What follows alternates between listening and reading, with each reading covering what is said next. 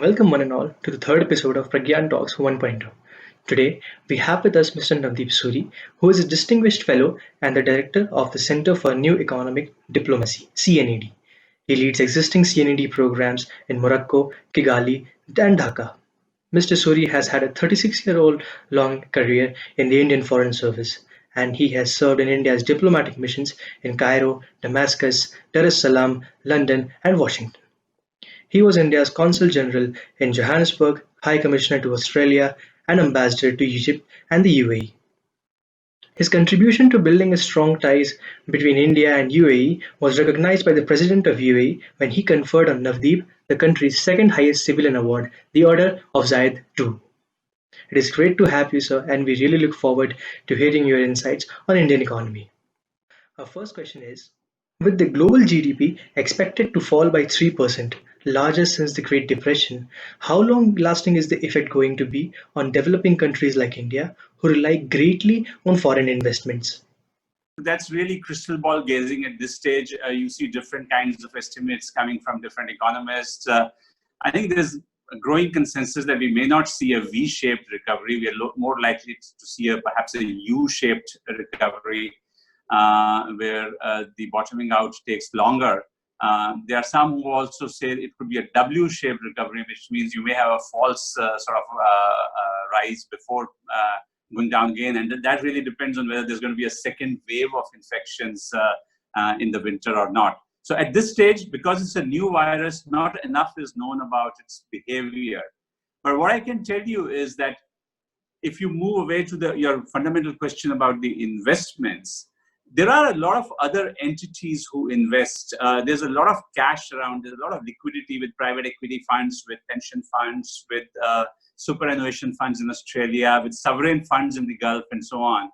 And many of these are going to be chasing some kind of decent returns. And if Indian economy is showing a reasonably good bounce after the lockdown is removed, say September, October onwards, if we see economic growth, GDP growth in India rebound, then I think we are in a good position to start attracting some of those inflows of capital, which is looking for a home. And I think if you look at what's happened with the geo platforms in the last few weeks and the number of private equity investors, even sovereign funds like the Abu Dhabi Investment Authority and Mubadala having come in, I think that's a good sign. And what we need to perhaps make sure is that we give some special love and affection to these large institutional investors who have vast resources and can really bring in the capital that our economy needs at this juncture. Okay, sir, that was really insightful, and thanks for the long and elaborate answer, sir. Moving on to the next question. As pandemic adds momentum to the deglobalization trends, how does it affect emerging markets like India? What are the consequences of this trend? We are seeing is across many countries. We have our own Make in India. China has its own programs that concentrate on China. We have Trump saying "Make America Great Again" and all of that. So yes, you do see this rising tide of nationalism. I don't think it means the end of globalization, frankly. I think we've gone pretty far down that road. You may see some hiccups. You may see some reduction in the dependence on the China-centric supply chains that have developed over the last 20 or 30 years. You may see some companies trying to diversify their risks and move to other locations. And that's where countries like India have an opportunity to try and grab some of this additional investment that might come. But I have to say that it really depends on us getting our act together. There is much that we need to do to make India a more attractive business destination. Not just land acquisition, not just labor laws, but the understanding that supply chains are pretty complex organisms. They operate through clusters, and there's a synergy amongst different parts of the organism. The logistics in particular is critical if we want to get integrated into those supply chains. So there's a lot of work for us to do to improve our attractiveness for companies that are seeking to diversify. And I think that's where Countries like Vietnam, for example, seem to be doing better than we are. The government is very aware of the challenges, and I think it's a real priority for us. But given that we are a federal structure, it's not just what Delhi does, but how the states actually translate, and not even just the states, but how districts respond at their level to welcome a foreign investor and make life easier for the investor. So there's a lot that goes into this. Thank you, sir, for the answer. Moving on to the next question. Economists and industry veterans are looking at the COVID-19 crisis as an opportunity for India to emerge as an alternative manufacturing hub in the Asia Pacific region. With India's current foreign policies, is that a possibility in future? Look, I think on the foreign policy front, it's not an issue at all. We have excellent relations. One of the successes of our foreign policy really has been our ability to maintain a decent and good working relationship with countries that don't get along with each other. So we have a good relationship with ASEAN. We have a good relationship with the Gulf countries, etc., etc. When you look around the world, the issue, as I said in my previous response, isn't foreign policy. It is our domestic policy, our ability to reduce the level of bureaucracy that people face, that investors face. Moving on. In response to China's effort to expand its influence in other countries, the said countries are resorting to more regulation and protectionism. What are the implications of this strategy, sir? And is there a global trend towards a more nationalistic approach? Said you are seeing a more nationalistic approach, but I think that let's separate it from the China factor, which is a very distinct, separate issue. I think having served as High Commissioner in Australia and having looked at a few other countries, I do see the fact that China's actions in a number of countries have become a source of major concern. It's not just President Trump who's talking about it. In Australia, you have seen cases of Chinese interference in local politics. You've seen attempts to bribe politicians so that they advocate the Chinese agenda. You've seen Chinese students on university campuses protesting and rallying to the Chinese cause on issues ranging from Hong Kong to the South China Sea. You've seen Chinese attempts to acquire strategic assets like the port in Darwin, for example, which caused a great deal of consternation. So there is a very specific issue right now that a number of countries are facing, particularly countries which have open democratic societies and relatively open market-driven economies, who are now dealing with a player that plays to a completely different set of rules.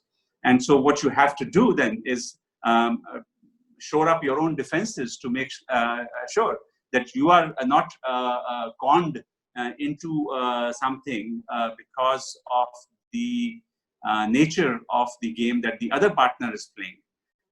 So I've seen Australia really trying to tighten up its defenses. Even on the 5G issue, they've pretty much ruled out allowing Huawei to come into their 5G market.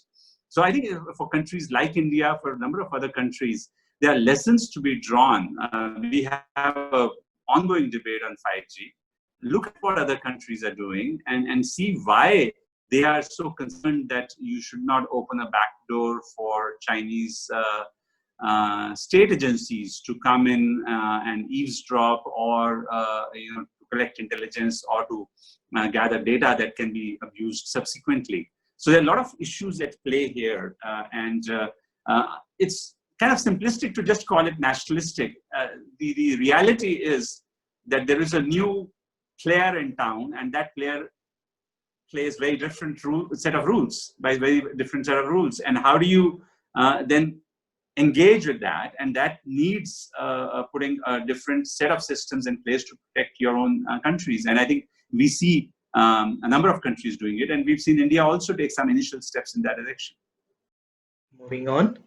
Considering the shift in balance of power between the US and China onto the growing domestic unrest in the USA, what effect will such a shift have on the world order? What would India's position be in this regard? How should India change her foreign stance to gain most out of this? Look, I think we are actually pretty well positioned, and I think we must acknowledge that our foreign policy has been quite successful in managing our economic interests in this regard. The fact is that whether it's the United States or major European countries like Germany or France, or major Asian countries like Japan or South Korea, we are on very good terms with them. And we feel that as each of these countries has tensions with China, for example, we are the relatively benign actor, which is seen as open, democratic, and transparent, and in a better position to attract investments. As I said, the challenge really for us is making ourselves more attractive domestically. And we've done some work, but we haven't done enough work yet to take fully advantage of the strengths that we have. You know, I often hear of companies and from people from countries, say I was in UAE, and their sovereign funds are really interested in investing a lot more in India because they also want to reduce their dependence on some of the mature markets. But do we make it easy for them?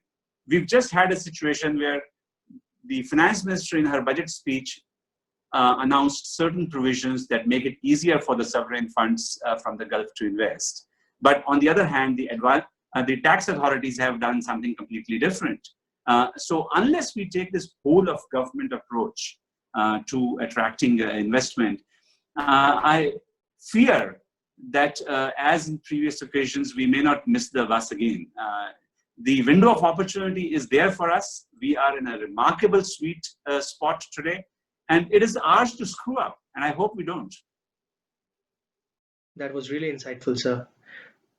So the stimulus announced by the Ministry of Finance was hailed as Atmanirbhar Bharat Initiative, with the PM himself stressing on the importance of going local. How should we view this outlook? Is the government planning to reduce the dependency of external investments? To the contrary, there is no conflict between trying to attract more foreign direct investment and producing more locally.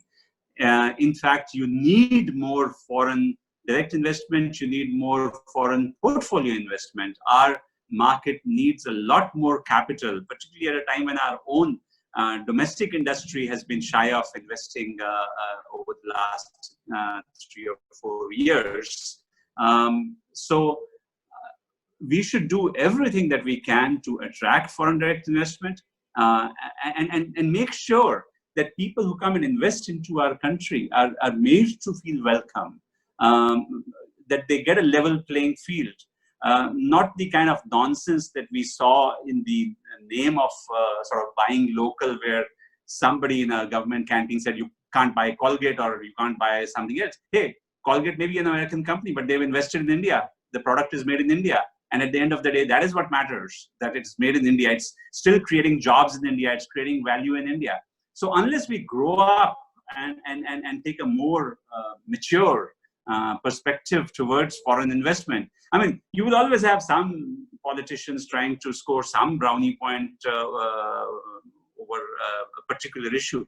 But broadly, as a country, we need to improve our reputation as a country that welcomes foreign investment, as a country that protects foreign investment, and really do something to reassure investors.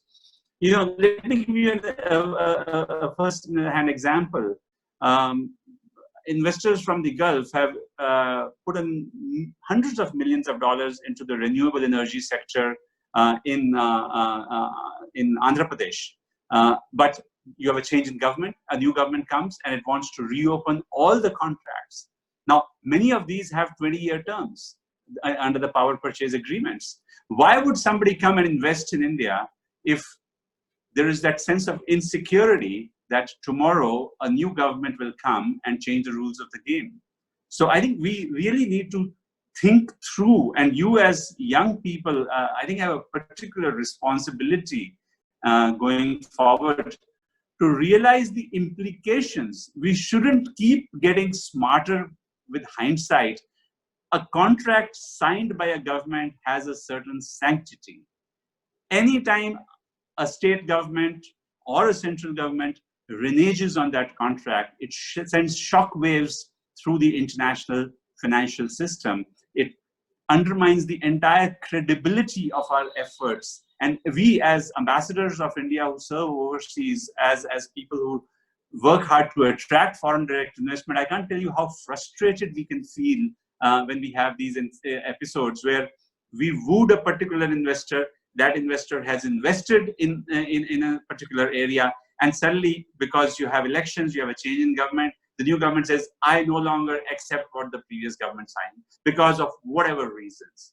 No, that government signed a contract, that contract has a sanctity, you can't change it unilaterally, and that thing needs to be understood in our system. And sir, do you think that the current government is respecting the investments which came during the tenure of any other government? You know, okay, let me give you a more complex answer on this. I think there are things that every political party says when it is in opposition. But when they get elected, there's a certain responsibility that comes with power, with governance. And you need to understand that. Maybe you said things when you were in opposition, but if you try to undermine things that the previous government did, whether in good faith or whatever, you have to be aware of its implications. I can't tell you, you know, when Pranab Mukherjee was the finance minister and that famous retrospective tax was put on Vodafone, I can't tell you how much of a negative impact it had on investor sentiment across the world. What has happened in Andhra is a case in point. The fact that the new government changed the rules of the game after contracts have been signed is internationally unacceptable. So in response to your question, I see that there is greater awareness at the central government level about the importance of respecting contracts and trying to keep policies stable. I don't yet see enough of that at the state government level. There are some state governments that have acted more maturely. And there are others that have happily gone with the politics rather than the economics. And I think that's something that is crucial and needs to be understood. Thanks a lot for that answer. So, moving on, with countries caught up in a race to develop a coronavirus vaccine, the production and distribution of the vaccine will require global cooperation. How do you see this dynamic play out? Will a post-pandemic world see less geopolitical conflict in this regard? I would love to see that. I would like to be optimistic on this, but really I'm not sure. And the reason is that the way the pharmaceutical industry is currently structured, the likelihood is that the vaccine will be developed in 3 or 4 or more countries. It'll be manufactured in other countries, including in India, because we have the capacity to make large amounts of vaccine. Our role will be crucial because we will help in driving down the cost of the end product. But at the end of the day, unless governments explicitly subsidize the vaccine development process and say this is going to be a public good, and the manufacturer then says, yes, it's going to be a public good and I will only do it, sell it at a cost plus 5%, 10% basis, so that my costs are covered. Then you might see it become widely available at affordable prices. And I think that affordable is the key word here. Otherwise, if you have business as usual, and the big pharma across the world says that this is my opportunity to make a fast buck. Well, that's something that we've seen happen previously during the HIV/AIDS and so on. And I hope that we don't go down that road again. And it's worth bearing in mind that when the first vaccines, the retrovirals, were produced for HIV/AIDS, the going rate was completely unaffordable for most people in developing countries. And it's only companies like Cipla, when they came in and started saying that we can do it at a tenth of the cost or whatever, that prices started coming down. So it's a complex issue. It relates to international patent protection. It involves governments intervening and saying this is a public good, and then it involves bringing in the large-scale manufacturers, whether from India or elsewhere, who can make it available reasonably. Look, this is a very unusual time, but the youth are the future of our country. You have to stay optimistic. You have to stay focused.